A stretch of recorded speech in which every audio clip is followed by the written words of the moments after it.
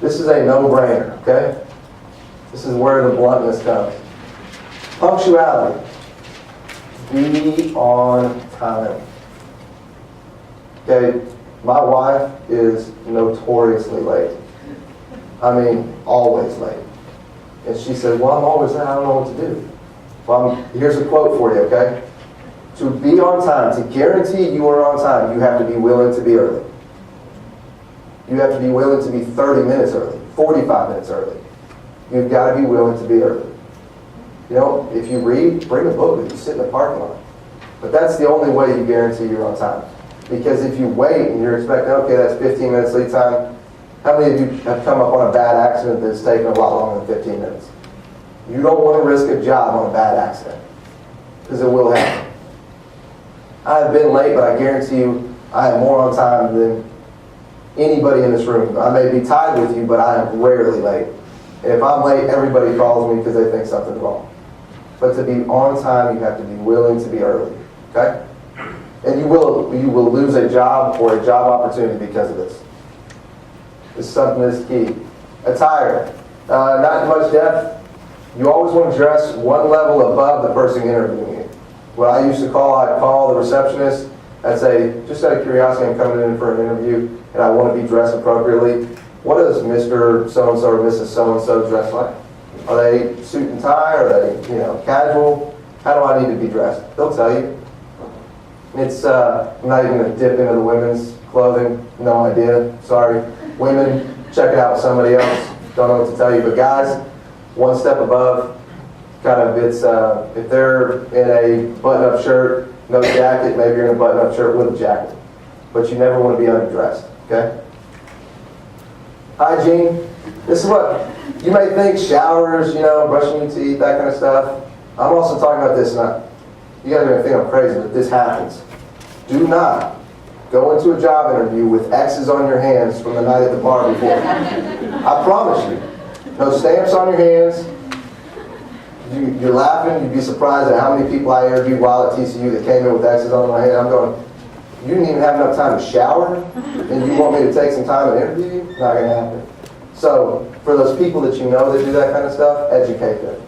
Take a shower, wash the X's off the stamps, whatever it is. Make sure you're presentable. Okay? Gatekeeper. So when Stephen was talking on the panel about talking to a receptionist, talking to the person walking you to the office, be nice to everyone. Because I know CEOs and I know bosses and I know HR managers that the second you leave will call up to the front desk and say, how did he or she treat you? Were they nice? Did they talk to you? Were they rude? Were they talking to anybody else? They will act. So treat everybody the second you get out of your car, actually the second you pull into the parking lot, you are in an interview. Okay? It's not just in the room that you're interviewing with. When you walk up, be nice, be respectful, open a door. Okay? So keep in mind, they may contact that person, and you don't want that to be the difference in you getting a job, unless it's helping you. You don't want that to be the reason you're not getting a job. Okay? Preparation. Do your research on the company. Okay? We'll dip into a little bit of this more later, but just do your research. You want to know who you're interviewing with. They don't want to think that they're on a list of 30 people that you're just dropping by. Here's a resume, see you later, kind of deal. They want to know you've actually put some time to understand who you're interviewing with. Okay? Email. This is more for girls. Guys, you may do it too, I don't know. But not saying pink signature lines are not, are bad, but we want to be, professional at that point in time. They don't want to think that they're, hiring the California girl in the corner that's just all bubbly. I mean, just more classy at that point in time, more conservative just during that. Because you may be interviewing with the most raw man on the planet, and while it shouldn't matter, it can. It can cloud you. We just don't want to even throw those things out there. We don't want to give them opportunity to pass judgment on an email signature, right? Social media, be smart. More people lose jobs because of this right here than anything else out there. If you wouldn't hand your boss your Facebook page and give him the password or her the password and say, here, go through and look at everything you want, then don't have it up there. Okay? Do not have it. My wife spends hours a week looking through Facebook. Okay? It happens, I promise you. And there are people that don't get jobs because their Facebook page says, this person is not serious. I interviewed somebody for Frog Camp when I was at TCU, and on her Facebook page the morning of her interview said, hungover from the night before, now I have to go to this BS interview. And I saw that. And so when she walked in, I said, is this the BS interview you're talking about, or get another one, or what's the deal? We will look, okay? We will look. You guys are laughing, but this happens, I promise you. Follow up. If they ask you to do something, do it. It's pretty self-explanatory. We're not even going to say anything. I want everybody just to read that real quick.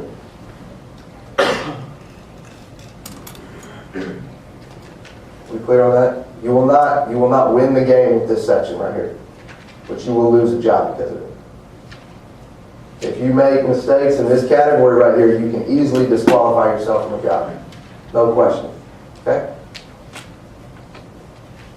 Qualified. Two-way conversation. Come with questions. Okay? Come with questions. In a second, I want to give you the best question you can ask in an interview. Okay? This will be a defining question that will give you the tools to sell yourself to this company or to this HR manager. Here are just a couple. These are standard questions. Take some of these down. What do you like about working here? If they can't answer why they like working here, be a little skeptical of whether or not you should like working there. This person is hired you. They should know exactly why they like working for that company. And you can base a lot on how they answer this, okay? There it is. At the end of the day, what's the difference between the person you hire and those that miss the opportunity to come and work for you? What is the difference? The answer to this question will tell you exactly how to sell yourself. The answer may be, you know what? I'm looking for somebody who's willing to come in here and work, to go through the training, to learn it. I don't want somebody who's looking to come in here and make $70,000 the first year and just kind of piddle around. I want somebody who's here for the long run, who wants to work hard. The next question is, what do you think some of your attributes are? I'm a hard worker. I'm willing to go through whatever training I need to. You are answering what they just told you. They have told you, this is what I will make my decision by. This is the ideal person I'm looking for. And the rest of that interview, you can be that ideal person. Now, it has to be authentic. You know, if they say, I'm looking for somebody who gets up at 6:30 and is ready to go. If you are not a morning person, don't say you are. Okay? If you are not even a Christian until noon, don't say it. Okay? So that right there, that's timing when to ask that question. But if you can ask that question and they will answer it, you will know exactly what you need to say from that point on to get that job, or at least to get a call back. Because they will tell you how to sell it. In my business, I say, listen, I know you have a ton of bidders that come in here nonstop. How do I start doing business with you? What do I need to have? What do I need to do? Well, you need to do this, this, and this. Well, if those three things I can do, I do them right then and I tell them I can do them. They've told me what it takes to sell them. And then, if they tell you that, they almost have an obligation to bring you back if you say you are that. They're saying, hey, here's how you get a job with me. If you say, well, this is what I am. There's almost an obligation there, okay? Well, let's move on to the next step, okay? Do not ask. This goes back to kind of the previous section. This will disqualify you faster than anything else. How many vacation days do I get? How much will I be paid? I've been working for 2 years with my current company. I still don't know how many vacation days I get. Because I refuse to ask. I just put in for vacation, and if they say no, then okay. But I have no idea how many vacation days I have. How much will I be paid? That's good to know, not on the first interview. You can find time to ask that. Okay, when they offer you the job, it's, oh yeah, by the way, are there paychecks here? Do you get paid? If so, what am I kind of looking at? Just don't. And here's the other key one. Do not Ask any questions that are answered in the literature that you are either given or have access to. This goes back to the preparation. Don't ask the company, so what do you guys do here? Okay? You should know that. You should have already looked through every page on that website. You should know exactly what they do. You should know who their competitors are.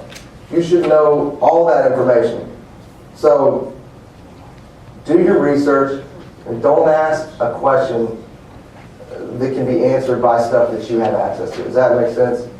Are we in agreement that that's realistic? Okay? My wife has actually had people ask, so what is this job for again? What? You don't even know the job you're interviewing for? I mean, this stuff is easy. I know the people in this room would not do this, but you'd be surprised how many people do.